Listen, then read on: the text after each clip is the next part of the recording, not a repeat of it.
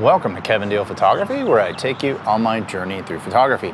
On today's episode, we're going to be doing an in-depth review of the Canon RF14-35mm f4.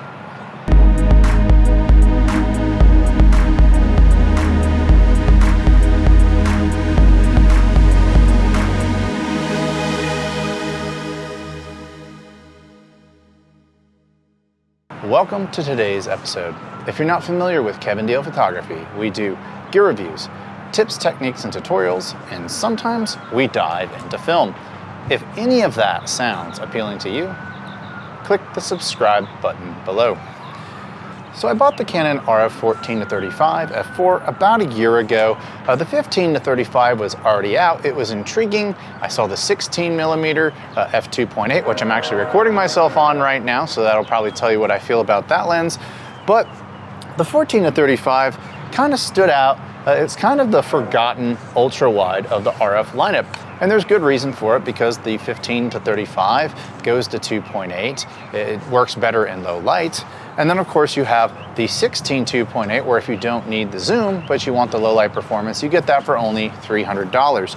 So that kind of left the 14-35 in a place where a lot of people were like, well, where does this fit in the RF lineup? We're gonna dive into that into today's episode.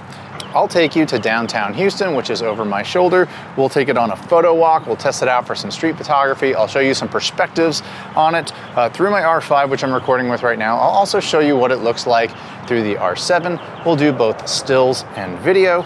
I'll also take you on a journey through the American Southwest, where we'll test it out on landscapes, which I think is what a lot of you are wondering about this, is how well does it do on landscapes? And we'll also do some creative portraits with it, which is my bread and butter.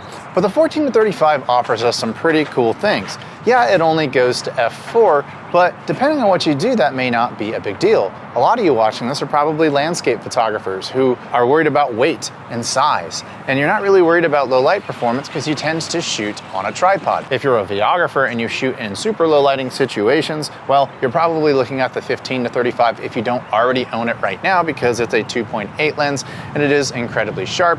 But let's take a look at some of the image examples of this lens. All right, so I'm here in the streets of downtown Houston, testing out the RF14-35 here right next to this train station. On my R5, this is 14mm. You can see how wide it goes. So that's 14mm. Let's take it to 20. So this is what your image looks like at 20mm. Maybe that was too wide for you.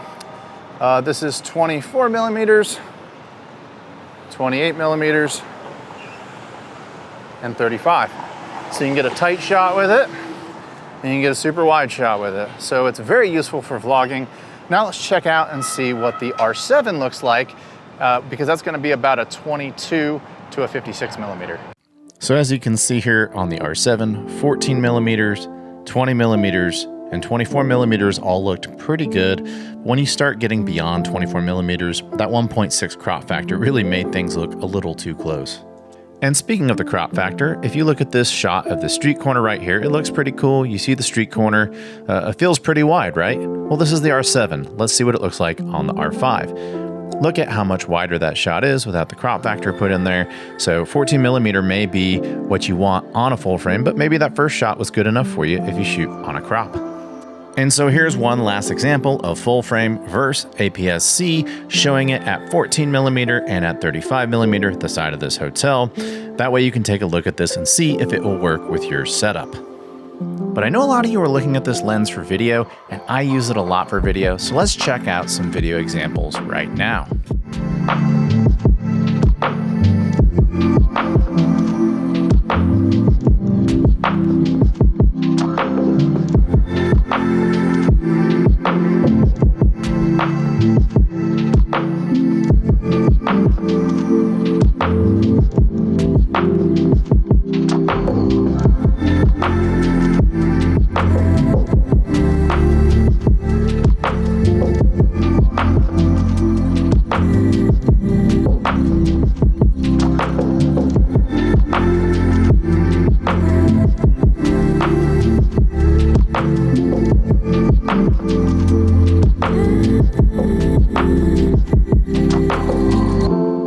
If I had to use one word to describe the RF14-35 f4 for video, it's versatile. The useful focal range of 14 to 35 seems to cover everything I need for video, whether it's B-roll, cinematic work, stuff for my YouTube channel, and unless you're shooting in incredibly low light, f4 as the maximum wide aperture seems to be just fine for most video work. So something I've noticed with this lens, and it's not necessarily the shortcoming of the lens, it's the shortcoming of the sensor, is that you do get warping, and it's definitely more prominent on super wide angles. So let me show you what I'm talking about. Like if you take this and look at all the warping that occurs as I move this. So keep that in mind, that you're gonna have to be smooth with this lens. You can't do sudden jerk movements like that, because it's just not going to look that great.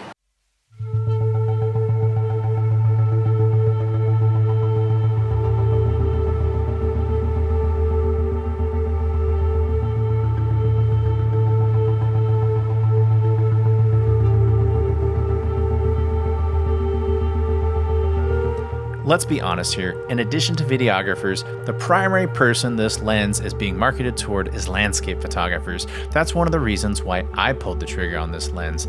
And I took it to the American Southwest with my family on vacation. I took it to the Grand Canyon, I took it to Monument Valley, I took it to Horseshoe Bend, and many other places. And I have to say, it did an incredible job. Just check out the results right here.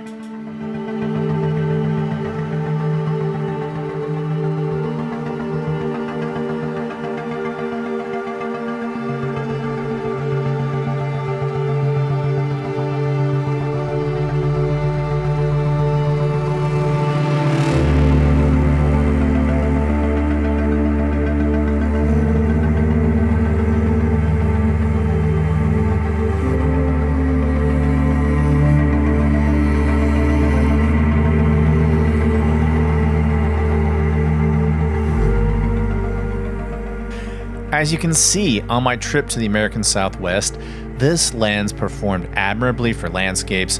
It gave me edge-to-edge sharpness. Everything looked amazing, and I could easily make prints with the shots I took with this lens. But it doesn't just stop there. I love using this lens for photojournalism, for street photography, situations where the environment is paramount. Now, I will say it's a little better for street on a crop sensor on a camera body like the R7, but it does a fantastic job on the R5. It also does a great job at weddings if you need to get wide shots. You want to get a shot on the dance floor and you want to get all the members in there. Of course, you don't have to worry about the f4 aperture because you're using something like a speed light. But one of the places where this lens excels the most for my work is being a unique lens for portraiture. I am primarily a portrait photographer, and sometimes I don't want to do 50 millimeters or 85 millimeters or 135 millimeters. And so this lens gives me a change of pace, and sometimes it just puts out bangers, like the landing page on my website. The very first shot you see on my website was shot with the RF14-35 f4. And so don't just think that this is for videographers and landscape photographers. This lens could be used by anyone. So at the beginning of the episode, I said that I had this lens for a year. That's not actually true. I went up and looked up my receipt and actually bought this lens on September 2nd, 2021. I've actually had this lens for over 2 years. So I actually feel like this has evolved into my long-term review. So now that I've had this lens for 2 years, what are my thoughts? You've seen the examples of the video, you've seen the examples of the stills. I think it produces fine quality. But what are my opinions of the lens itself? The construction of it is very good. Like most lenses nowadays, manufacturers are trying to find lighter ways to manufacture them, so there is some plastic and some rubber, but in no way do I look at this lens, feel this lens, and feel like it is cheap. I feel like the lens is built well. It does have weather sealing, which is good for all you landscape photographers. That's probably something that you're interested in. As far as bokeh, you don't really buy an ultra wide for the bokeh, but if you look at these examples that I'm showing you right now, because it does have a minimum focusing distance of like 7 inches, which is about 0.2 meters, you can actually get pretty close to your subject and you can get a little bit of isolation at f4. So let's talk about the pros and cons of this lens. I actually think that this originally started out as a con because when I purchased this lens, it was like $16.99 back in 2021. I was an early adopter, and usually when you're an early adopter, you pay dearly. Right now, this lens is $11.99, so it has switched from a con to a pro because it's on rebate for $11.99, and even when it's not on rebate, it's $14.99, which is a couple $100 less than I paid. So I'll switch that from the cons to the pros.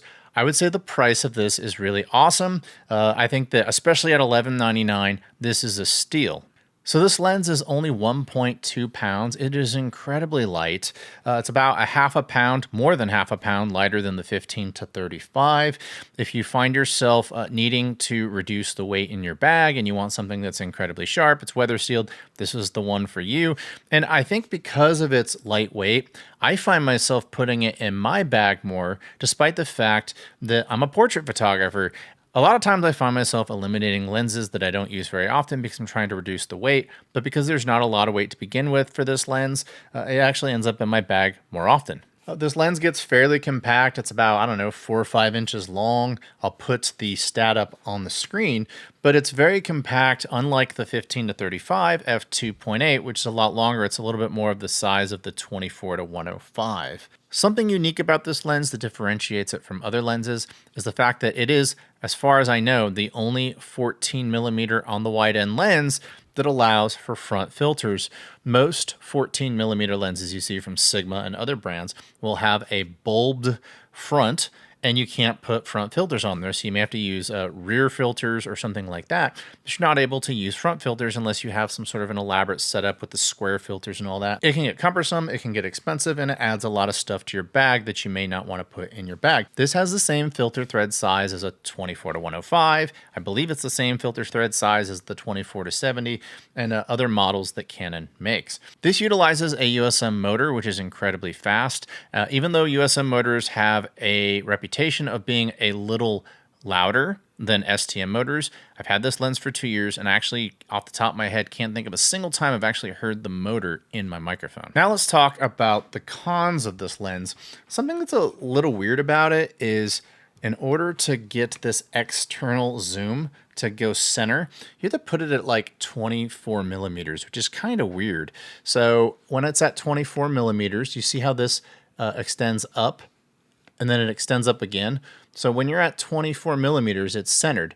But when you go to 35 or 14, it extends out. That's kind of weird. And there's also not a lock button. Now, I'm not really worried about lens creep with this, but it's kind of weird that I have to put it at 24 millimeters to make it compact. A lot of lenses that I've used in the past, you usually put it at the widest end. That's not the case with this lens. So that's kind of weird. For some of you who are a little weary about a external zoom, maybe dust could get in here and get on the front element. So that's something to keep in mind. Now, I did take this to White Sands and I didn't have any issues with it. But that is something that you should consider if you're not a fan of externally zooming lenses, which this one does. You know, obviously it's an f4. It has never been a problem for me, but if you do need to shoot in low light, 2.8 is probably the way to go. You're probably gonna wanna go with a 15 to 35 2.8. Or you can do what I did, which is I got this 14 to 35 f4, and then I got the 16 millimeter 2.8 STM, which I'm actually filming myself on right now with my R7. It gives me the best of both worlds. And in those situations where I do need the extra stop of light, I can just take my 16 millimeter STM 2.8 with me. And when you buy this lens and you buy that lens, they still come out to considerably less than the 15 to 35 2.8. But you get two lenses for two different scenarios. So that's what I decided to do. But if you need the extra light and you want to zoom, you'll probably need to get the 15 to 35. If you want to go wider than 14, which I personally wouldn't want to do, you could go out and get the brand new 10 to 20, which was just announced when I started this review. I actually started this review about a year ago. I've been super busy and I just haven't gotten around to doing this review. And in the time that I started this review until now, Canon announced a 10 to 20 f4. So if you need to get wider than 14, they do have a solution at f4. It's about $2,200–$2,300, so it's almost $1,000 more than this lens, just a couple $100 more than the 15 to 35 2.8, but definitely another alternative for you if you don't want to go with this lens. Now, the final con of this lens, something that I want to talk about, is The fact that this lens, yes, it's advertised as a 14 to 35, 14 on the widest part, but when you actually apply the lens corrections to it, it almost basically turns into a 16 to 35 because once you apply the lens corrections, it zooms in quite a bit. Of course, there's heavy vignetting in the corners if you don't use a lens correction, probably like 4 or 5 stops of vignetting in those corners, which is terrible. It's basically black. You're better off just cropping the photo, which is really what the lens corrections do anyway. But you can see the examples right here. I take the 14 to 35 with the lens corrections applied next to the 16 millimeter 2.8 STM without the lens corrections applied. So I guess that's natively at 16 millimeters. And you can see that the 16 millimeter STM 2.8 is actually a little wider on the edges than the 14 is. And so the amount of lens corrections that are necessary to get this to look good, it basically turns it into, from what I can see, it's a 16 to 35 f4. I don't actually have the tools to measure what's going on. I'm just letting you know that this at 14 millimeters with the corrections on is longer than the 16 with the corrections off. So it just seems like it has a lot of heavy processing in order to get the images to be usable. But that being said, I still recommend this lens if you're in the market for an f4 lens. You want to go pretty wide, you want a good value, you want it to be light, you want it to have a really cool control ring on it, and other cool features, weather sealing, etc. This is perfect for landscape photographers, people who shoot interiors, people such as myself who do a YouTube channel and need a very versatile lens to shoot with. So that does it for today's episode. I thank each and every one of you for watching today. I hope you learned something today. Do you have the 14 to 35 f4? Tell me about it in the comments below. Are you enjoying it? And if you like this channel, I humbly ask you to click the subscribe button below. Your subscriptions do mean a lot. They are fuel to help me create new episodes. And if you like the discussions I have, you like my personality, I also have a podcast on Apple and Spotify called the F11 Pod. And until next time, I'll talk to you soon. Bye.